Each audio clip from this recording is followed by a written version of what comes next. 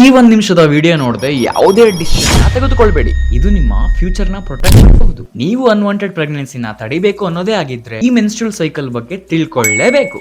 ಅದರಲ್ಲೂ Valentine's day ಬೇರೆನಾ? ಬನ್ನಿ ಈ ಮೆನ್ಸ್ಟ್ರುಯಲ್ ಸೈಕಲ್ ಬಗ್ಗೆ ಈಸಿಯಾಗಿ ಹೇಳ್ಕೊಡ್ತೀನಿ. ಇದೇ evidence based medical awareness video simple ಆಗಿ 100% ಕಂಪ್ಲೀಟ್ಲಿ ಫ್ರೀ ಆಗಿ ಸೆಕೆಂಡ್ ಪ್ರೊಫ್ ಸ್ಟೂಡೆಂಟ್ ಇಂದ ಕನ್ನಡದಲ್ಲಿ ಬೇಕು ಅಂದ್ರೆ ನಿಮ್ಮ ಡಾಕ್ಟರ್ ಯಶು ಆಚಾರ್ಯ ಸಬ್ಸ್ಕ್ರೈಬ್ ಮಾಡಿ.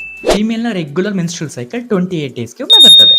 ಅದರಲ್ಲಿ ಫಸ್ಟ್ 5 ಡೇಸ್ ಮೆನ್ಸ್ಟ್ರುಯಲ್ ಪೀರಿಯಡ್ ಆಗಿರುತ್ತೆ, ಅಂದ್ರೆ ಮೆನ್ಸ್ಟ್ರುಯಲ್ ಬ್ಲೀಡಿಂಗ್ ಆಗೋ ಸಮಯವಾಗಿರುತ್ತೆ. ಈಗ ತುಂಬಾ ಇಂಪಾರ್ಟೆಂಟ್ ಏನಪ್ಪಾ ಅಂತಂದ್ರೆ 14th ಡೇ, 14ನೇ ದಿನ.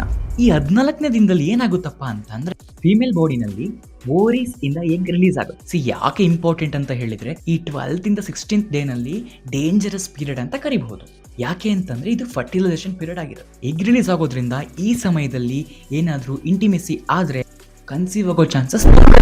ಸೊ ಅನ್ವಾಂಟೆಡ್ ಪ್ರೆಗ್ನೆನ್ಸಿ ಬೇಡ ಅನ್ನೋರು 12th to 16th ಡೇ ನಲ್ಲಿ ಇಂಟಿಮೆಸಿನ ಅವಾಯ್ಡ್ ಮಾಡಬೇಕು. ಸೊ ಹಾಗಾದ್ರೆ ನೀವು ವೇಟ್ ಮಾಡ್ತಿರುವಂತಹ ಸೇಫ್ ಪೀರಿಯಡ್ ಯಾವಾಗಪ್ಪ ಅಂತ ಅಂದ್ರೆ 18th ಡೇ ಇಂದ 28th ಡೇ ತನಕ ಮತ್ತು ಫಸ್ಟ್ ಡೇ ಇಂದ 6th ಡೇ ತನಕ. ಸೊ ಒಂದು ಹೆಲ್ತಿ ಫಿಮೇಲ್ ನಲ್ಲಿ ರೆಗ್ಯುಲರ್ ಮೆನ್ಸ್ಟ್ರುಯಲ್ ಸೈಕಲ್ 28 ಡೇಸ್ಗೆ ಅಂತ ನಾವು ಐಡಿಯಲ್ ಕನ್ಸಿಡರ್ ಮಾಡಿದ್ರೆ ಈ 12th to 16th ಡೇ ಇದೆಯಲ್ಲ, ಇದು ಡೇಂಜರಸ್ ಪೀರಿಯಡ್ ಆಗಿರುತ್ತೆ. ಸೊ ಯಾರಿಗೆ ಶೇರ್ ಮಾಡಬೇಕು ಅಂತ ನಿಮಗೆ ಗೊತ್ತಿದೆ, ಶೇರ್ ಮಾಡಿ. ಸೊ ಇದಷ್ಟು ಮೆನ್ಸ್ಟ್ರುಯಲ್ ಸೈಕಲ್ ಅವೇರ್ನೆಸ್ ಬಗ್ಗೆ ಸಿಂಪಲ್ ಆಗಿ ಒಂದೇ ಒಂದು ಶೀಟ್ ನಲ್ಲಿ ಸಿಸ್ಟಮೆಟಿಕ್ ವೇ ನಲ್ಲಿ ಡಯಾಗ್ರಾಮೆಟಿಕ್ ವೇ ನಲ್ಲಿ ಬೇಕು ಅಂತಂದ್ರೆ PDF ಅಂತ ಕಮೆಂಟ್ ಮಾಡಿ, ನಾನು ನಿಮ್ಗೆ ಶೇರ್ ಮಾಡ್ತೀನಿ.